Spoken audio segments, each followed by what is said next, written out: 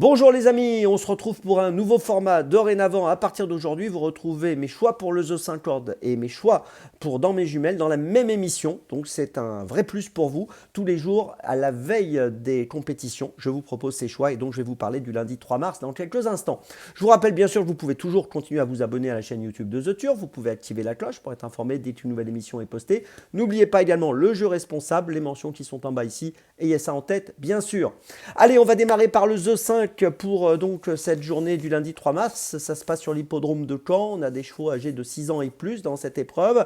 Ils vont s'affronter sur 2450 mètres pour les concurrents du premier poteau et 2475 mètres pour ceux du second. C'est une course assez ouverte où je m'appuie sur les 6 ans qui sont au premier poteau et que j'aime bien.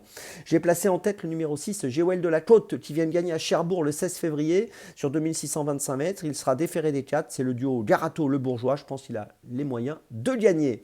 En deuxième position, je retiens le numéro 8, Jen Mab. Bon engagement, 150 000, 310 € pour une qualif à 151 000.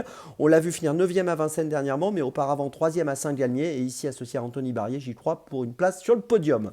En troisième position, j'ai retenu le 4, Javadanama. Attention à cette concurrente âgée de 6 ans qui reste sur une deuxième place à Agen. Elle a été déférée des 4, elle sera encore déférée des 4. On l'a vu finir deuxième également au mois de décembre dans le prix d'Évreux. Et associée à Benjamin Rochard, je pense qu'elle est très compétitive ici. Derrière ces 3-6 ans que j'aime bien et qui partent au premier poteau, je retiens en quatrième position le 3, Hotspot Quick.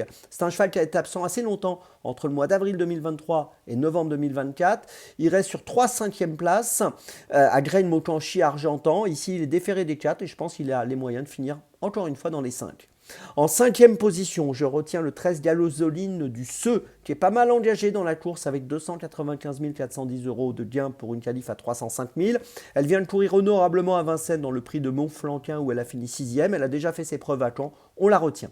Et puis en sixième position, j'ai retenu le 12 Hold Up du Dijon, qui apprécie Caen, qui n'a pas couru depuis sa 9e place à Nantes au mois de novembre, mais pour son retour à la compétition associé à Franck Nivard, je préfère le garder.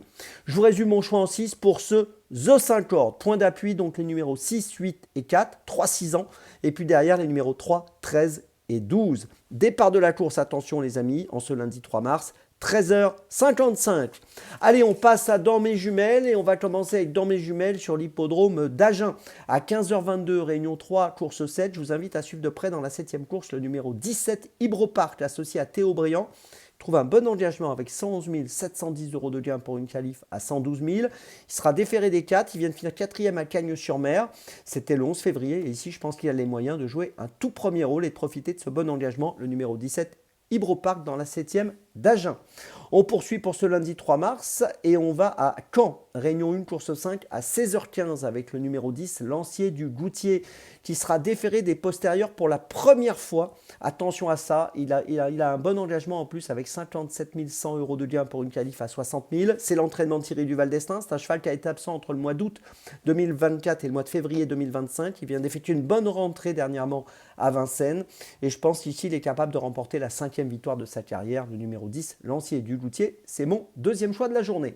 Mon troisième choix, on reste à Caen, à 18h. Ils ont eu une course 8 avec le 12, Junkie Mans, qui bénéficie d'un engagement intéressant avec 110 000 € de gain pour une qualif à 111 000. On l'a vu gagner au mois de décembre à Vincennes. Dernièrement, il reste sur 2 8e places à Châteaubriand et à Vincennes. Mais s'il course à bonne valeur, il peut profiter de cet engagement. Attention à lui, le numéro 12, Junkie Mans, donc dans la 8e à Caen.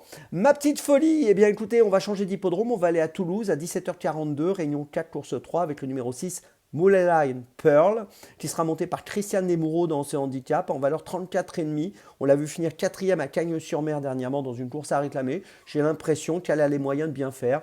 Bon, comme je le dis souvent dans les handicaps, ça se joue à peu de choses, mais je vous invite à la surveiller de près. Le numéro 6, Moulin Pearl, donc dans la 3e de Toulouse. Je vous résume mes choix dans mes jumelles, donc pour ce lundi 3 mars. Tout d'abord, dans la 7e à Agen, le numéro 17, Hybropark. Ensuite, dans la 5e de Caen, le numéro 10, Lancier du Goutier. Ensuite, dans la 8e de Caen, le numéro 12, Junkie Mans. Et puis ensuite, ma petite folie, dans la 3e de Toulouse, le numéro 6, Moulin Pearl. On se retrouve maintenant demain pour une nouvelle émission. Et d'ici là, avec The Turf, ça va aller.